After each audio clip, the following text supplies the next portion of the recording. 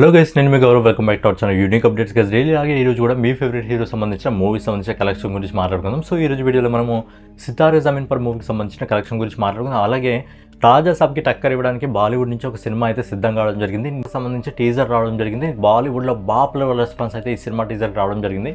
మరి ఆ సినిమా ఏంటి, ఆ హీరో ఎవరు అన్న విషయం గురించి మాట్లాడుకుందాం. అంతకంటే ముందు మన ఛానల్ ఎవరైనా కొత్తగా విచ్ చేస్తున్నట్టయితే ఛానల్ సబ్స్క్రైబ్ చేసుకుని బెల్ ఐకాన్ అయితే ఆన్లో పెట్టుకోండి. ముందుగా అమెరికన్గా నటించిన సితారే జమీన్ పర్ మూవీకి సంబంధించిన కలెక్షన్ గురించి మాట్లాడుకుని తర్వాత ఆ మూవీ ఏంటనే విషయం గురించి మాట్లాడుకుందాం.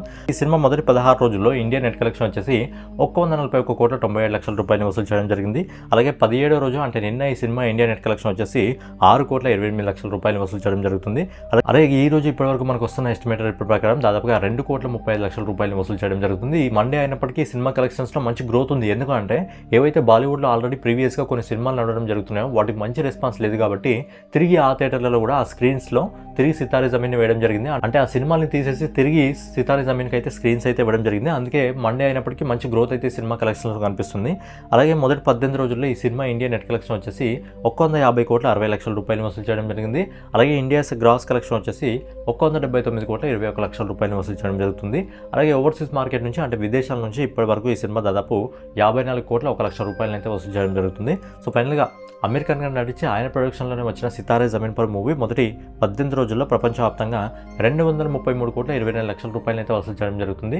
సో రీసెంట్గా ఏమైనా పెద్ద సినిమాలు ఏమీ ఎక్కువగా లేవు కాబట్టి పెద్ద సినిమాలు వచ్చేంత వరకు అంటే దాదాపు ఇంకో 2 వారాల టైం వరకు ఈ సినిమా నెమ్మదిగా అయితే 250 కోట్లు అయితే రీచ్ అవుతుంది. మరి ఈ సినిమా లాంగ్ రన్లో 300 కోట్ల వరకు వెళ్తుందా లేదా అనేది చూడాలి. గైస్ నెక్స్ట్ వచ్చేసి మారుతి గారి డైరెక్షన్లో ఏదైతే ప్రభాస్ గారు రాజా సాబ్ తీయడం జరుగుతుందో ఈ సినిమా డేట్ని అయితే డిసెంబర్ 5వ తారీఖున అయితే లాక్ చేసుకోవడం జరిగింది. రీసెంట్గా దీనికి సంబంధించిన టీజర్ రావడం జరిగింది. సో టీజర్ అయితే అక్కడ వాళ్ళకు ఓకే అనిపించింది, పర్లేదు ప్రభాస్ గారి స్టామినాకి ఓకే అనిపించింది. కానీ ఎందుకంటే అది కామెడీ హర్రర్ మూవీ కాబట్టి అలానే ఉంటుంది టీజర్. కానీ నిన్న ఆ సినిమాకి కాంపిటీషన్గా ఒక సినిమా రాబోతుంది. ఆ సినిమాకి సంబంధించిన టీజర్ రావడం జరిగింది. బాలీవుడ్ని మొత్తం నిన్న బాప్ లెవెల్ రెస్పాన్స్ రావడం జరిగింది. బాలీవుడ్లో రాజా సాబ్కి కరెక్ట్ అయిన టక్కర్ దిగింది అని చెప్పి వాళ్ళు అనుకోవడం జరుగుతుంది. ఏంటంటే ఆ సినిమా వచ్చేసి రణవీర్ సింగ్ గారు నటిస్తున్న దురంధర్ మూవీ. ఈ సినిమాకి సంబంధించిన టీజర్ రిలీజ్ కావడం జరిగింది. దాదాపు 2 నిమిషాలన్నర టీజర్ ఉంది. 2 నిమిషాల టీజర్లో పూర్తిగా బీజిఎంతో ఒక సాంగ్తో అయితే నింపేయడం జరిగింది. పూర్తిగా యాక్షన్ సీన్స్తో రణవీర్ సింగ్ లుక్ వేరే లెవెల్లో ఉంది పూర్తిగా నిజంగా. అండ్ ఏంటంటే ఇది ఒక రియల్ స్టోరీని బేస్ చేసుకొని చేయడం జరుగుతుందంట. సో దీనికి సంబంధించి డేట్ని అయితే వాళ్ళు లాక్ చేయడం జరిగింది. డిసెంబర్ 5వ తారీఖున ఏదైతే రాజా సాబ్ సింగిల్గా రాబోతుందో మీరు సింగిల్ కాదు మీకు టక్కర్గా మేము రాబోతున్నామని చెప్పి రణవీర్ సింగ్ అయితే ఒక టీజర్ రిలీజ్ చేయడం జరిగింది. బట్ వీళ్ళు 2 డేట్స్ని లాక్ చేసుకోవడం జరిగింది. ఒకటి డిసెంబర్ 5వ తారీఖు, ఇంకోటి జనవరి 9th. అంటే కొద్దిగా షూటింగ్ పెండింగ్ ఉంది. ఆ షూటింగ్ అనుకున్న టైంకి అయిపోతే వీళ్ళైతే డిసెంబర్ 5వ తారీఖు రావడం జరుగుతుంది. ఒకవేళ షూటింగ్ డిలే అయితే మాత్రము వీళ్ళు జనవరి 9కి అయితే రావడం జరుగుతుంది. జనవరి 9కి వచ్చినా కానీ అక్కడ ఒక సినిమా ఉంది, విజయ్ తలపతి గారు నడుస్తున్న జననాయకన్ సినిమా కూడా కాంపిటీషన్గా ఉంది. సో వీళ్ళు మాక్సిమం డిసెంబర్ 5వ తారీఖే వచ్చే అవకాశం ఉంటుంది, ఎందుకంటే సంక్రాంతి టైంలో చాలా మూవీస్ ఉంటాయి కాబట్టి. సో కాకపోతే ఇక్కడ మైనస్ పాయింట్ ఎవరికంటే రాజా సాబ్కి అని చెప్పొచ్చు. ఎందుకంటే హిందీలో ఏదైతే ప్రియారిటీ ఉంటుందో ఫస్ట్ ప్రియారిటీ హిందీ సినిమాలకే ఉంటుంది కాబట్టి నార్త్ స్టేట్లో అక్కడ దురంధర్కి ఎక్కువ స్క్రీన్స్ వచ్చే అవకాశం ఉంది. అలాగే మనం ఎక్కువ కలెక్షన్స్ రావాలంటే ఒక సినిమాకి మెయిన్ హిందీ ఆడియన్స్ ప్రియారిటీ ఖచ్చితంగా ఉంటుంది. సో ఈ సినిమా రాజా సాబ్ సింగిల్గా రిలీజ్ అయితే ప్రభాస్ గారికి హిందీలో ఒక 30 కోట్ల మార్కెట్ ఉందనుకోండి, సింగిల్గా రిలీజ్ అయితే 30 కోట్ల మార్కెట్ రావడం జరుగుతుంది. కానీ ఒక కాంపిటీషన్గా రావడం జరిగితే ఆ 30 కోట్లలో ఒక 15 కోట్ల లాస్ అయినా మొదటి రోజు ఓపెనింగ్స్ అయితే తగ్గడం జరుగుతుంది.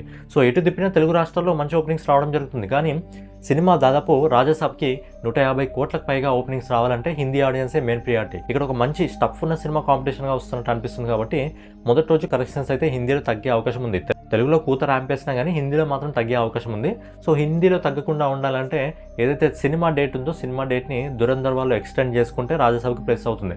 ఓపెనింగ్స్ మీద ఎఫెక్ట్ పడే అవకాశం ఉంటుంది. కానీ లాంగ్ రన్లో మాత్రము ఖచ్చితంగా ప్రభాస్ గారి పై చేయి ఉంటుంది. ఎందుకంటే బేసిక్గా ఈ హర్రర్ కామెడీ మూవీస్ ఎలా ఉంటాయంటే మెల్లమెల్లగా లాంగ్ రన్లో ఎక్కువగా నడవడం జరుగుతుంది. ఫర్ ఎగ్జాంపుల్ స్ట్రీట్ 2 కానివ్వండి, లేదంటే సితారే జమీన్ కానివ్వండి, ఇప్పుడు ప్రజెంట్ నడుస్తున్న మా మూవీ కానివ్వండి, ఇవన్నీ లాంగ్ రన్లో ఎక్కువగా నడవడం జరుగుతుంది. కాబట్టి లాంగ్ రన్లో ఈ సినిమాకి మంచి కలెక్షన్స్ అయితే రావడం జరుగుతుంది.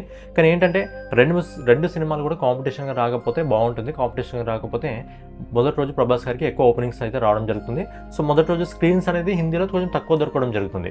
ఇది కూడా ఒక మంచి విషయమే అని చెప్పుకోవచ్చు. ఎందుకంటే రాజా సాబ్కి సంబంధించిన టీజర్ ఏ విధంగా ఉందో టీజర్ని మించి ఇప్పుడు ట్రైలర్ని వాళ్ళు డిజైన్ చేయాలి. అలాగే ఏవైతే సాంగ్స్ ఉన్నాయో సాంగ్స్ సంబంధించి కూడా బయటకు వదిలేస్తే ఈ సినిమా కంటే ఎక్కువ రెస్పాన్స్ ఇంకా రాజా సాబ్కి దొరికినట్టయితే రాజా సాబ్ మొదటి రోజు అక్కడ స్క్రీన్స్ ఏవైతే దొరుకుతాయో ఆ స్క్రీన్స్లో కూడా మంచి కలెక్షన్స్ అయితే వసూలు చేసే అవకాశం ఉంది. కానీ బాలీవుడ్ ఆడియన్స్ ఫస్ట్ ప్రియారిటీ మాత్రం ప్రజెంట్ దురందర్కే ఉంది. సంబంధించి మాత్రం టీజర్ ఎక్సలెంట్గా ఉంది, మంచి రెస్పాన్స్ అయితే బాలీవుడ్ నుంచి రావడం జరుగుతుంది.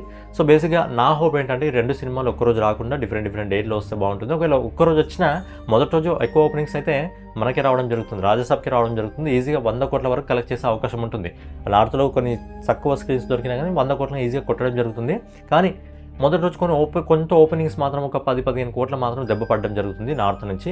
సో అలా పడకుండా ఉండాలని డిఫరెంట్ డేట్లో రావాలి. ఒకవేళ వచ్చినా సరే మొదటి రోజు మాత్రం మన డైనోసార్దే పై చేయి అవుతుంది, లాంగ్ రన్లో కూడా డైనోసార్దే పై చేయి అవుతుంది. ఎందుకంటే లాస్ట్ మూవీస్ మనం చూసుకున్నట్టయితే ఏదైతే కలికి 1000 కోట్లను కొట్టడం జరిగింది, సలార్ ఈజీగా 700 కోట్లను కొట్టడం జరిగింది, రాజాసాబ్ కూడా ఈజీగా 500 కోట్ల పైనే వెళ్ళిపోవడం జరుగుతుంది. కాబట్టి సో ప్రభాస్దే పై చేయి అవుతుంది. కాకపోతే హోప్ 2 సినిమాలు ఒక్కరోజు రాకపోతే బాగుంటుందని చెప్పి నేను కోరుకోవడం జరుగుతుంది. సో ఫైనల్గా ఇదనమాట ఈరోజు వీడియో.